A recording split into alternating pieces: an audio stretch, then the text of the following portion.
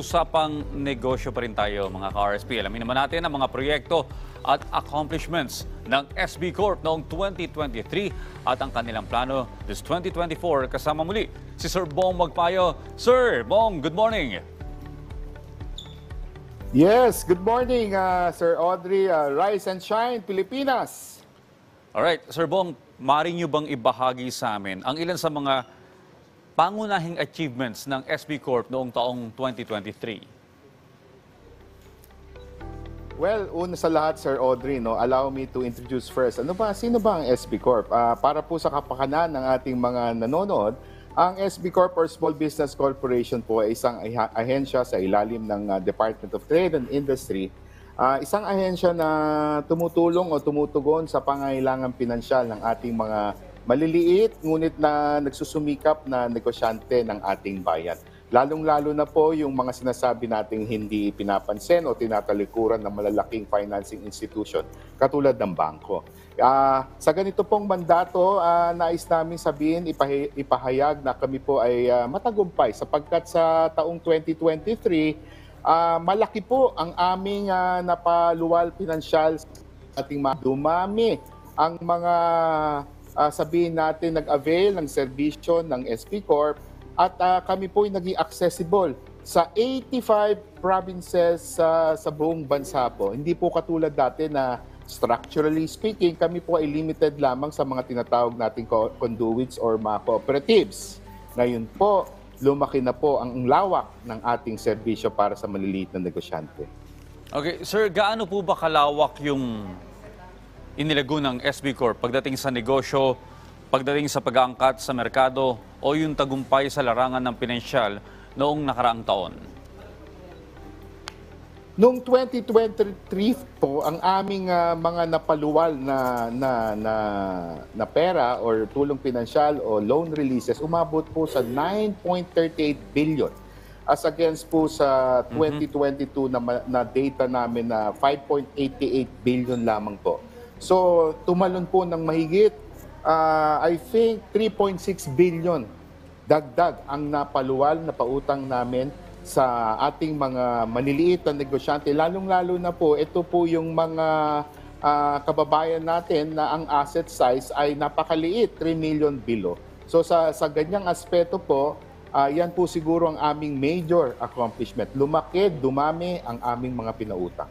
Okay. Well, Sir Bong, gaano karami naman po yung naserbisyuhan ng SB Corp nung nagdaang taon at ano mga tulong o suporta yung naipaabot po ng SB Corporation?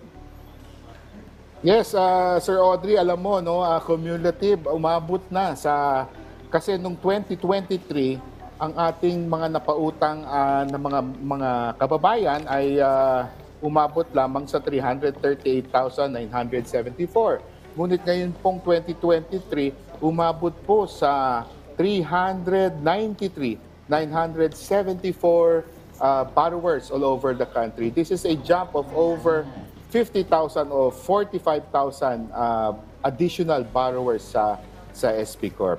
Ito po ay sari-sari, ay nagpaluwal po tayo ng additional working capital sa ating mga kababayan, planta, nagpatayo sila ng planta at higit sa lahat, lalong-lalo na po yung mga tinatawag natin nakaramdam ng pagsubok ng pandemic, sila po ay natulungan natin sa pamamagitan ng pagbibigay ng nung pandemic po, walang interest. Ito pong lately lang sa pag-ahon ng kanilang negosyo ay very minimal interest at walang collateral. At higit sa lahat, meron pong tinatawag na grace period. O meaning, within 1 to 2 years, hindi sila magbabayad ng kahit ano pa man, interest o principal sa kanilang utang. Okay, Sir Bong, marami po ang negosyong binibigyan nyo ng suporta, pero ano po yung mga MSME segments na mas binibigyang prioridad ninyo sa kasalukuyan? Sir Audrey, para sa kapakanan ng ating mga kababayan, ang bracket po usually, pagka ikay micro, 3 million below ang iyong 3 million asset side below ang iyong you are considered to be a micro. Pero sa small, that's about 14 million over 3 million until 14 million. Yan ang ating small, no? 14 to 100 million, yan po ang medium. Sa aspeto po ng small and micro, yan po ang tinututukan natin ngayon at natutukan noong 2023. 30% 30% po ng lahat ng nangutang ay mga maliliit na negosyante. Although, katulad ng sinasabi ko po, structurally, we are really not created or formed to lend sa mga maliit na negosyante. It has to be coursed through sa mga conduits. Ngunit, dahil sa mandato na binigay, marching order from PBBM, Secretary Fred Pascual, kami po ay bumababa na sa retail, sa maliliit na negosyante ng ating bayan. So, makakaasa po sila na patuloy. I-increase natin yung 30% to a minimum palagi ng 40% po sa taong ito. Okay, Sir Bong, bilang panghuli, ano po ang mga plano o layunin ng SB Corp para sa hinaharap base sa mga na-achieve ninyo noong 2023 at paano ito makakatulong sa mas malawakang kaunlaran ng mga negosyo sa bansa?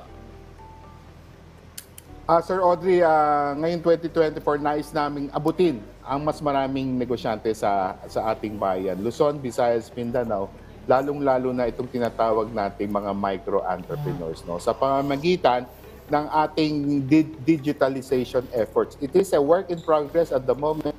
Kung pansin mo, no, wala namang tinatawag power, no, na pwedeng mag-door-to-door. Pero sa power of digital infrastructure na ginagawa ngayon ng SB Corp, mas magiging accessible po ang aming serbisyo para sa ating bayan. At kaakibat nito, gagawa po o magke-create po ang SB Corp ng mas maraming loan facilities, no, tailor-made o naakma sa pangailangan ng ating mga kababayan. Whether ikaw exporter, importer, hindi na po kami maglilimit lamang sa tinatawag nating retail, no.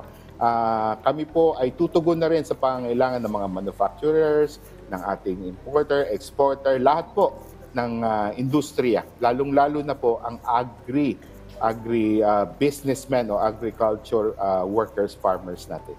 Alright, maraming salamat po sa muling pagbisita sa amin. More power po sa inyo.